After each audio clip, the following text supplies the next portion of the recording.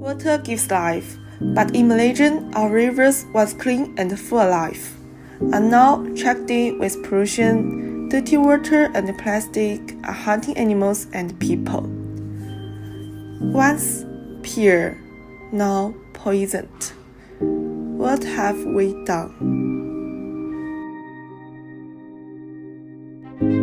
According to a study done by Malaysia's Department of Environment, more than half of our rivers are polluted. In 2017, showed that the percentage of clean rivers was decreasing, with data showing that 219, 207, and 51 of the 477 supervised rivers were clean, slightly clean, and polluted respectively.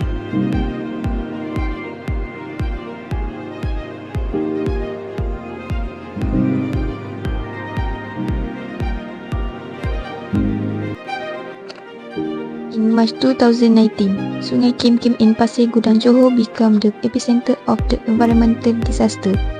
Under the cover of the darkness, illegal chemical waste was dumped into the river, releasing toxic fumes into the air. Within hours, students and teachers at nearby school began complaining of dizziness and breathing difficulties. Panic swept through the community as classrooms turned into the emergency zone. More than 2,000 people were affected, many of them school children. Over 100 were hospitalized, some in critical condition. The incident forced the closure of 111 schools in the area. This tragedy exposed deep cracks in environmental enforcement, waste management and corporate accountability. But above all, it was a stark reminder when nature is abused, communities pay the price. Communities suffer quietly. Fishermen lose their catch. Children fall sick. Water must be boiled, filtered, or pumped. Pollution doesn't just harm the environment, it robs people of their health, income, and dignity. Water pollution in Malaysia doesn't come from just one source. It comes from everywhere. Every day, factories release harmful chemical waste into our rivers.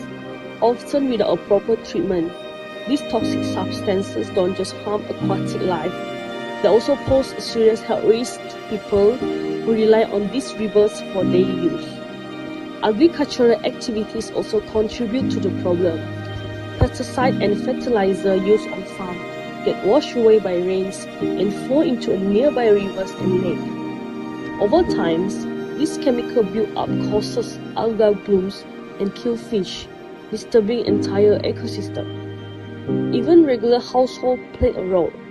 Many people pour used cooking oil, soap water, and even garbage into drains, not realizing that all ends up in our waterways. What seems small individually becomes a massive problem when it's done on a large scale. When all these sources combine, the result is devastating. Polluted water that affects not just the environment, but also our communities and our future.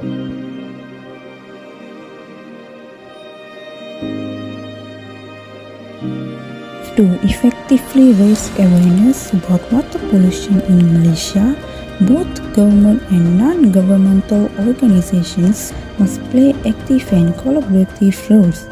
The government can lead with nationwide multimedia campaigns, environmental education in schools, and strong legislation with strict enforcement against polluters.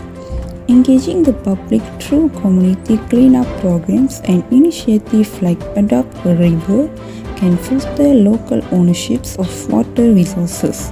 Additionally, government supports for research and eco-friendly innovations will help address the issue at its roots. NGOs, on the other hand, can drive grassroots effort by organizing workshops, school programs, and creative campaigns using storytelling or art to connect with communities. NGOs should advocate for policy changes, collaborate with corporations on sustainable practices, and use digital platforms and influence to engage the broader public. Together, these efforts can build a more informed and active society committed to protecting Malaysia's precious water resources.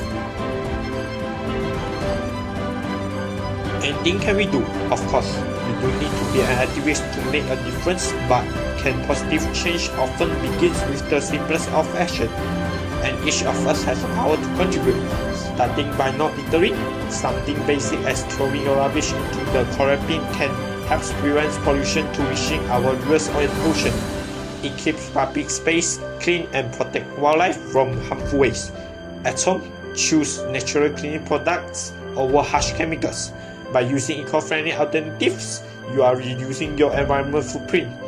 You can also take part in local clean-up efforts.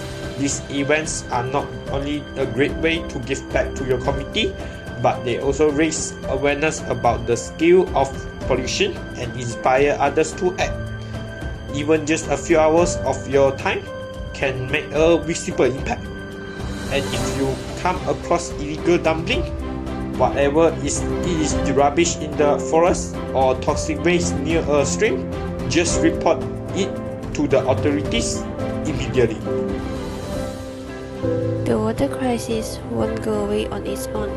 Rivers don't speak, but they reflect our actions. Will we wait for another disaster or act now?